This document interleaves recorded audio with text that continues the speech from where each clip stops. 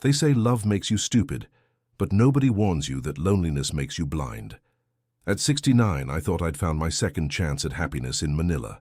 What I really found was a masterclass in how quickly a lifetime of careful savings can disappear when you're desperate to matter to someone again. If our stories resonate with you, don't forget to like, comment, and tell us where you're watching from. This story was shared with us by one of our longtime viewers, and he wanted his experience heard. I'm sitting in my empty Colorado house 3 months after Linda's funeral, staring at retirement brochures for the Philippines. The silence is killing me more than the cancer killed her. Every morning I wake up expecting to hear her voice from the kitchen, making coffee and humming that old song she loved. Instead, there's just the hum of the refrigerator and the tick of the grandfather clock we bought for our 25th anniversary. My neighbor Frank comes by with casseroles his wife makes, trying to be helpful. "You know, Gerald," he says one afternoon, settling into Linda's favorite chair, "my brother-in-law retired to the Philippines. Says it's paradise over there. Your money goes 3 times as far and the people are friendlier than folks here." I'm only half listening, but something about the way he says paradise catches my attention. That night, I'm online looking at pictures of white sand beaches and smiling faces. The cost of living comparison makes my eyes widen. My social security would make me comfortable there, maybe even wealthy by local standards. I book a one-way ticket to Manila at 2 a.m., telling myself it's just an adventure, just something to break the routine of grief.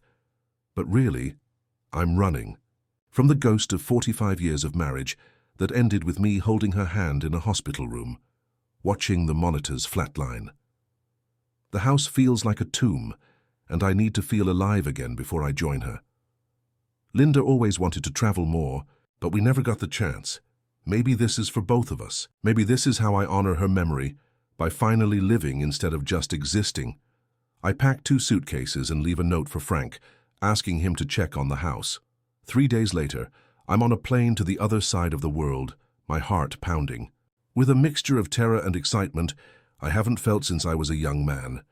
Manila hits me like a wall of heat and chaos the moment I step off the plane, but it's the most alive I've felt in months.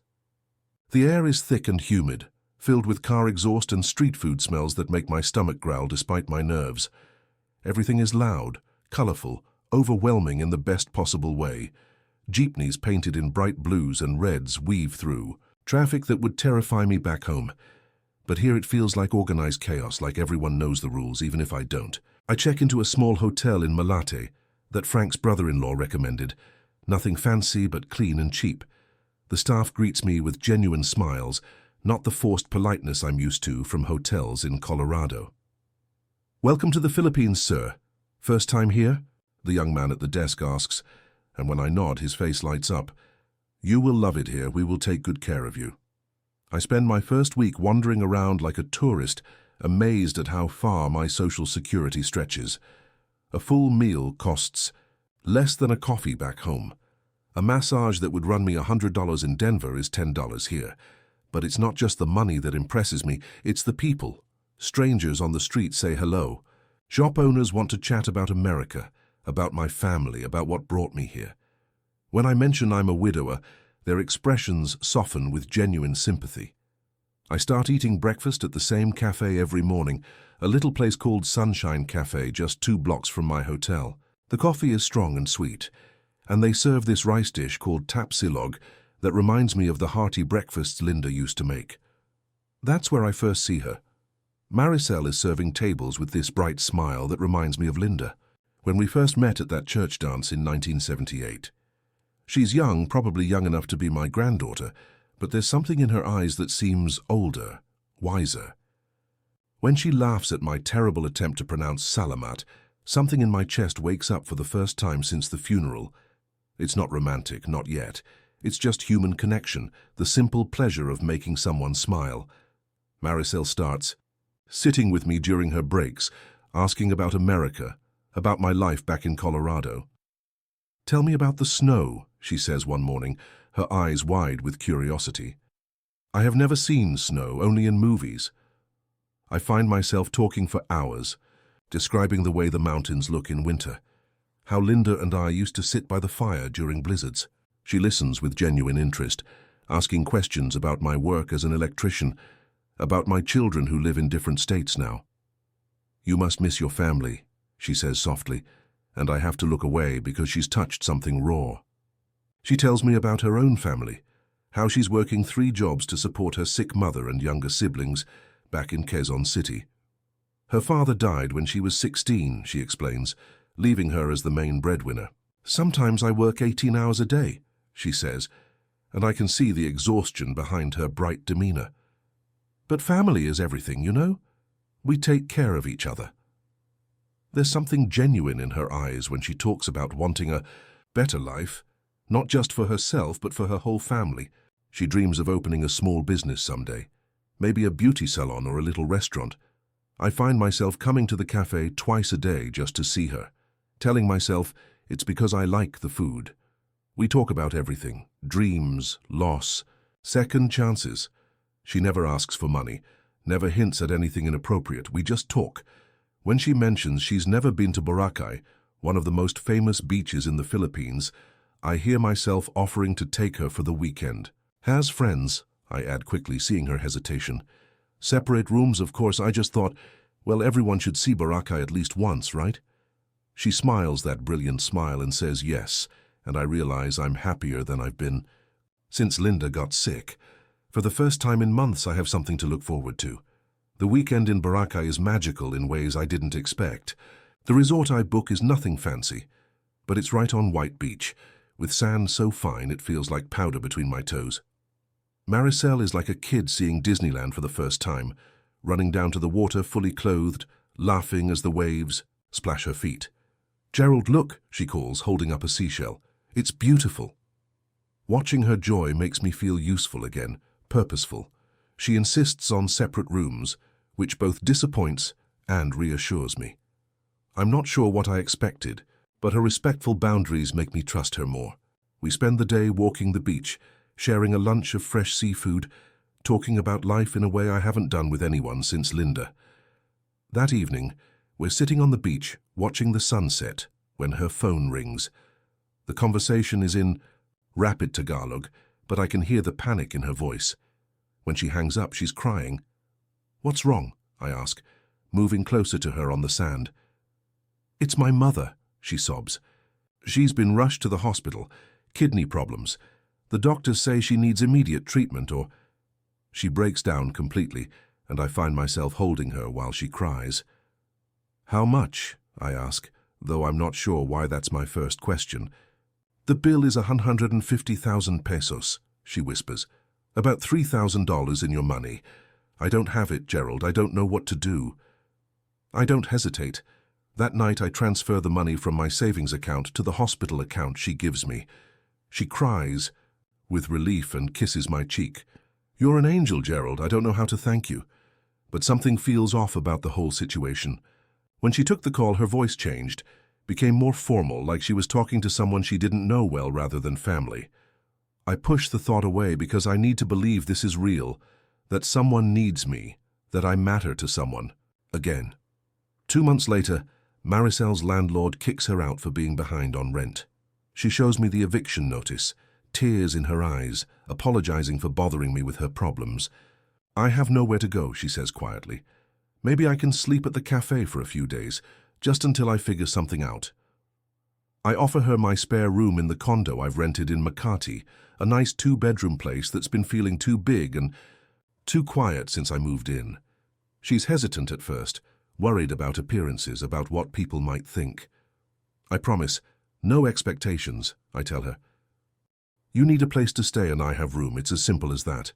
She agrees, and suddenly my life changes completely. Living with her feels like being married again, except better because everything's new and exciting. She fills the apartment with music and laughter, cooks amazing Filipino food that makes my taste buds dance. Adobo chicken, pancit noodles, this incredible soup called sinigang that's sour and comforting at the same time. "My grandmother's recipe," she says proudly, watching me eat. We're not intimate, but there's tenderness between us. She holds my hand while we watch Filipino soap operas on TV, falls asleep on my shoulder during movies. When she laughs at my attempts to learn Tagalog, It reminds me of how Linda used to tease me about my terrible pronunciation of Spanish when we visited Mexico. I start thinking about making this permanent, maybe bringing her back to Colorado as my wife. I can picture her in my kitchen there, can imagine introducing her to Frank and the neighbors. For the first time since Linda died, I'm not just surviving. Each day, I'm actually living, planning, hoping for a future. Maricel seems happy too, more relaxed than when she was juggling 3 jobs. "You've given me my life back," she tells me one evening, and I want to tell her she's done the same for me. Maricel takes me to meet her family in their small house in Quezon City, and I'm nervous like a teenager meeting his girlfriend's parents for the first time. The house is tiny but spotless, with religious pictures on every wall and the smell of cooking rice filling the air. Her mother, Rosa, is a small woman who looks older than her years, moving slowly but greeting me warmly in broken English. "Welcome, welcome," she says, gesturing for me to sit on their best chair. She is indeed sick. I can see that in her pale complexion and the way she struggles to catch her breath, but something about her eyes seems calculating when she looks at me. Her brother Paulo is in his 20s, friendly and charming, but he keeps steering the conversation toward my life. In America, asking pointed questions about my finances. "So you own house in Colorado? House is expensive there, yes?" he asks with a big smile. There are more relatives than I expected. Cousins, aunts, uncles, all very friendly, but all with stories about needing money for various emergencies. Paulo's cousin needs money for school fees, an uncle's medical bills from a motorcycle accident. Another cousin has a business opportunity, a small store that just needs a little capital to get started. The requests are subtle, never demanding, always wrapped in gratitude and family obligation. I end up giving out about $2,000 that day in small amounts, each person promising to pay me back, each story tugging at my heart. Maricel seems embarrassed by their requests, apologizing repeatedly. "I'm sorry, Gerald," she whispers, when Paulo's wife asks for money for her children's school uniforms. "I told them not to bother you, but I notice she doesn't actually stop them. She translates everything they say to me, their stories of hardship and need, and I wonder if she's telling me everything they're actually saying. When they speak in rapid Tagalog among themselves, I catch Maricel nodding, sometimes glancing at me in ways that make me slightly uncomfortable. Still, these are her people, her family. If helping them makes her happy, if it shows them I'm serious about their daughter, then it feels worth it. On our 6-month anniversary of meeting, I propose to Maricel at sunset on Manila Bay.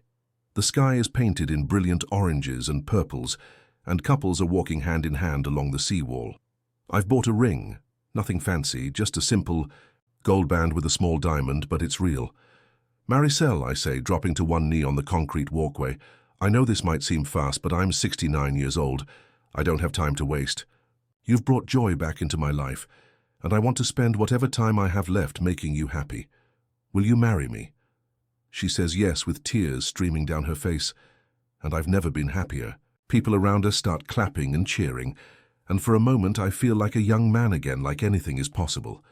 We start planning a simple ceremony, just a civil service with a few witnesses, but her family insists on something bigger, to honor both our cultures. "This is very important," Rosa explains through Maricel. "In Philippines, wedding is not just for couple, is for families to become one family. The costs start adding up quickly. Venue rental, food for 200 people, traditional Filipino customs I don't understand but want to respect, a barong Tagalog for me to wear, decorations, music, even a pig to roast for the reception. It's more expensive than I thought, I tell Maricel. After getting quotes from various vendors, she looks worried, like she's afraid I'm having second thoughts. "We can have smaller wedding," she offers. "Maybe just family." But I can see the disappointment in her eyes. I'm spending more money than I originally planned, but seeing her happiness feels worth it.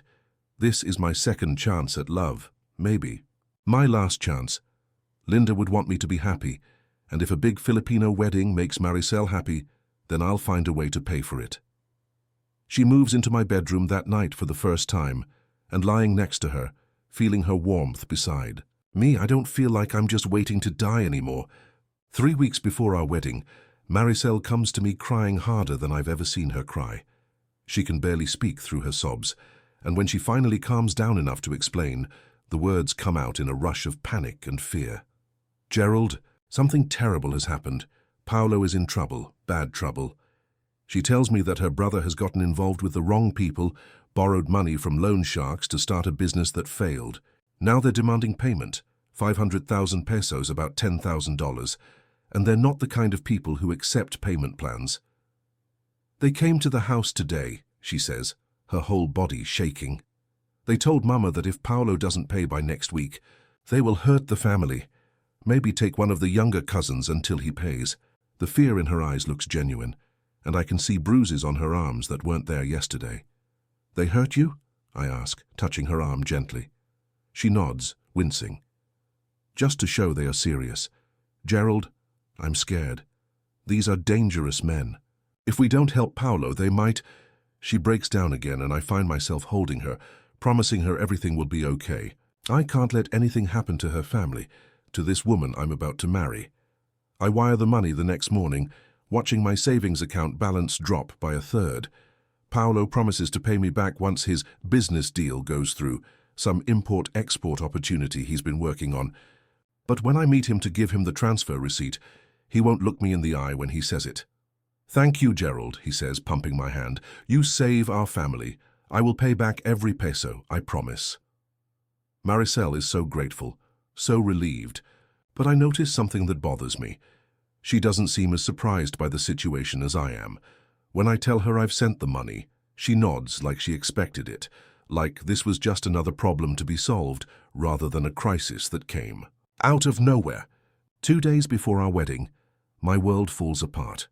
I go to the Grand Manila Hotel to confirm our final arrangements, review the menu one last time, make sure everything is perfect for our big day. The event coordinator looks at me blankly when I mention our reservation. "I'm sorry, sir, but we have no booking under Thompson or Santos for this weekend." She checks her computer multiple times, but there's nothing there. "Are you sure about the date?" she asks politely. I show her the contract Maricel gave me, the one I thought was our confirmed booking. The woman studies it and frowns. "Sir, this is not our letterhead. This is not our contract. I think someone has made a mistake." My hands start shaking as the reality hits me. I call 3 other vendors, the caterer, the photographer, the band. None of them have any record of our wedding. When I confront Maricel back at the condo, she's making dinner like nothing is wrong, humming that song she always hums when she's happy. "The hotel says there's no reservation," I tell her, trying to keep my voice calm. "They say the contract you showed me isn't real." She looks genuinely confused, then concerned. "What? That's impossible. I paid the deposits myself, remember? You gave me the money." "Then where are the receipts?" I ask. "Where's the confirmation paperwork?" She starts crying, saying there was a misunderstanding, that the money was used for her mother's emergency surgery. "Mama had complications," she sobs. "The doctor said she needed immediate surgery or she would die. I had to use the wedding money. I was going to tell you, but I was scared you would be angry. But I saw Rosa just yesterday, and she looked perfectly healthy, better than she had in months." When I point this out, Maricel becomes defensive. "Why don't you trust me?" she cries. "I'm your fiancé, and you're treating me like a liar. Maybe this wedding is a mistake if you think so badly of me." That night, she packs her things and moves back to her family's house, saying she needs time to think about whether we're right for each other. I'm left alone in the condo, surrounded by wedding gifts we've already received from her relatives, my growing doubts eating me alive.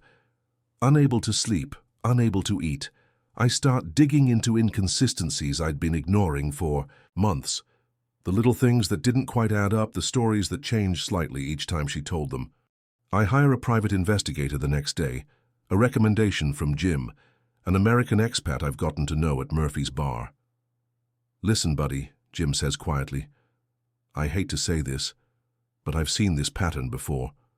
Might be worth checking into. Just for your own peace of mind. The investigator's name is Rico, a former Manila police detective who specializes in cases involving foreigners. What he finds destroys me completely. Maricel isn't 29, she's 35, and her real name is Maria Cristina Santos. She has 2 children living with their father in Cebu, a man she never divorced. She's done this before, at least 3 other foreign men in the past 5 years, each relationship lasting 6 to 8 months, each man losing thousands of dollars to various family emergencies. The coffee shop where we met isn't just where she works. Her cousin Roberto owns it, and they use it as a hunting ground to identify lonely foreign men with money. The hospital bills, the family emergencies, even the loan sharks threatening Paulo, all elaborate setups involving multiple family members and paid actors. Rico shows me photos that make me sick to my stomach. Pictures of her at expensive restaurants, with other older Western men, wearing different engagement rings, looking at them with the same adoring expression she used to give me. Bank records showing regular deposits into her account from various foreign names. You sent over $25,000 in 6 months, Rico tells me matter-of-factly. That's actually less than her usual take. You got off easy compared to the Australian guy who lost his entire retirement fund. I sit in Rico's office staring at the evidence, my entire retirement savings nearly gone, feeling like the biggest fool who ever lived. I confront Maricel at her family's house with Rico's report in my hands, my heart pounding so hard I'm afraid I might have a heart attack. At first she denies everything, crying that the investigator is lying, that jealous people are trying to break us up. Gerald, how can you believe these lies about me? She sobs, reaching for my hands. I love you. We're supposed to be married. Tomorrow. These people, they don't want to see us happy. But when I show her the photos, pictures of her with other men, copies of bank records, evidence of her real identity, her face changes completely. The mask drops, and I see her real self for the first time. The transformation is terrifying. The sweet, vulnerable girl I fell in love with disappears, replaced by someone cold and calculating. You old American men are all the same, she says, her voice flat and matter-of-fact. You come here thinking you can buy a young wife with your pension money. You think because we're poor we should be grateful for your attention. She lights a cigarette, something I never saw her do before, and takes a long drag.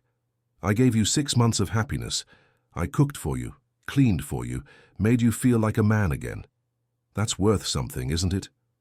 Her family watches. From the doorway, not even pretending to be surprised. Paulo nods at his sister like he's proud of her. Rosa sits in her chair, looking healthier than I've ever seen her, a small smile on her face. You all knew, I say, more to myself than to them. Maricel shrugs. Of course they knew. This is how we survive. This is how we take care of our family. You have more money than you know what to do with, and we have nothing. We just balanced things out a little. I realized they were all in on it from the beginning, every single person I met, every emergency, every smile, every moment of supposed genuine connection.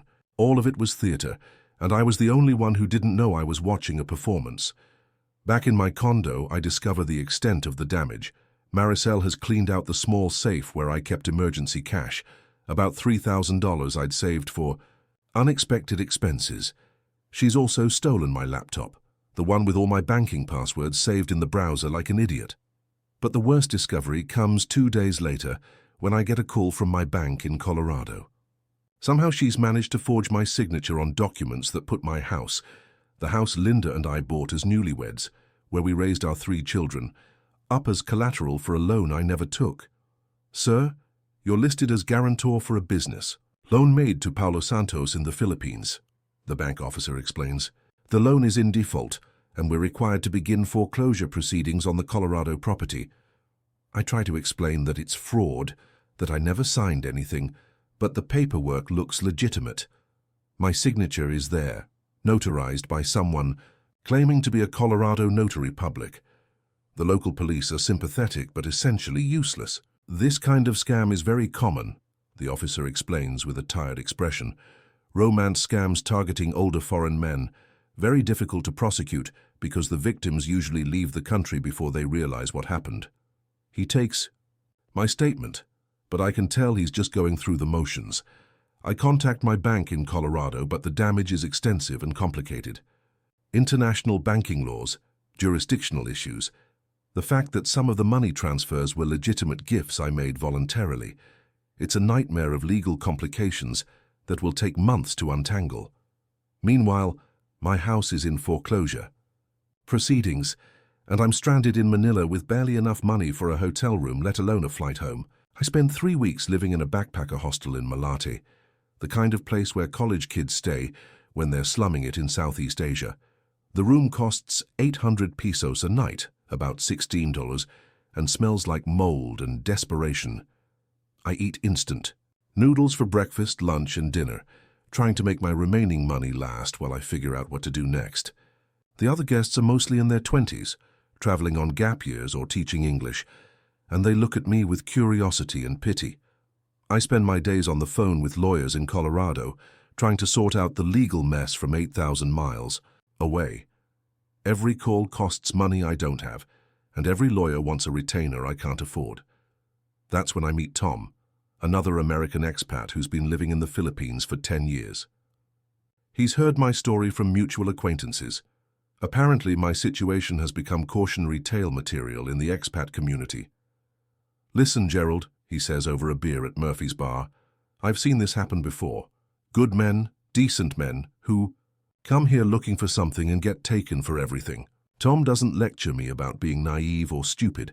Instead, he offers practical help, a place to stay in his spare room while I figure things out, connections to legal aid organizations that help foreigners, advice on how to navigate the Philippine bureaucracy. "The first thing you need to understand," he tells me, "is that not everyone here is a scammer, but the ones who are, they're very good at what they do. They've been practicing on guys like us for years." Tom helps me contact legal aid, introduces me to other expats who've been through similar situations, connects me with a Filipino lawyer who's honest and affordable. Slowly, very slowly, I start to see a way forward. It takes 8 long months to resolve most of the legal issues, 8 months of living in Tom's spare room, eating cheap Filipino food, and slowly rebuilding my shattered finances and self-respect. The lawyer Tom recommended, attorney Maria Gonzalez, is a tough woman in her 50s who's seen every scam in the book. "These romance scams are getting more sophisticated," she explains during our first meeting. "They used to target just wealthy men, but now they go after anyone with a pension or savings. They've studied American psychology. They know exactly which buttons to push." Through her efforts and those of legal aid, we managed to prove fraud in most of the financial documents. The business loan that used my house as collateral is declared invalid, and I managed to save the property, though just barely. The mortgage company puts a lien on the house for legal fees, and my credit is destroyed. My retirement savings are mostly gone. Of the $75,000 I had when I arrived in Manila, only about $18,000 is recovered through the legal process. The rest is gone forever, disappeared into the Santos family's various accounts and business ventures. I'll be working part-time for the rest of my life to make ends meet, probably until the day I die. The emotional damage is harder to quantify, but just as real. I don't trust my own judgment anymore. Every interaction feels suspect. Every smile potentially fake. I've aged 10 years in 8 months, and I can see it in the mirror. My hair is whiter, my face more lined, my eyes sadder.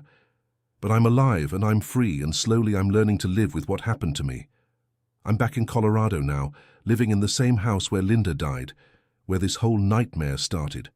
The rooms feel different somehow. Smaller, shabbier than I remembered.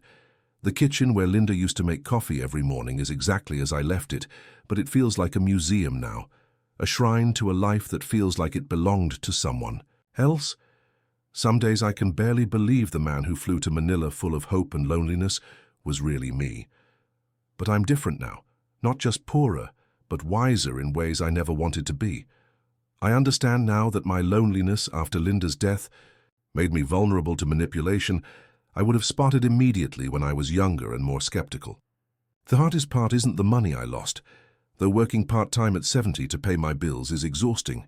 It's not even the embarrassment, though. I've had to explain to my children, to Frank, to everyone why I almost lost the family home. The hardest part is accepting that someone I genuinely cared about, someone whose smile could light up my whole day, saw me only as a target from the very first moment we met. Sometimes I still dream about the version of Maricel I thought I knew, The sweet girl who laughed at my jokes and held my hand during movies, who talked about her dreams and her family with such apparent sincerity. In the dreams, she's real, and our love story has a happy ending. I wake up feeling guilty for missing her, angry at myself for still caring about someone who never existed. That woman I fell in love with was a performance, as carefully crafted as any movie character. But the love I felt was real. The hope she gave me during those dark months after Linda's death was genuine. The way she made me feel alive again, useful, wanted. That experience was mine, even if the person who inspired it was a lie. And that's the cruelest part of all. They didn't just take my money. They took my ability to trust, to hope, to believe in the possibility of love at my age. Some nights, I sit in Linda's chair and wonder if I'll ever be able to open my heart to anyone again. The answer, honestly, is probably not, and maybe that's the biggest loss of all.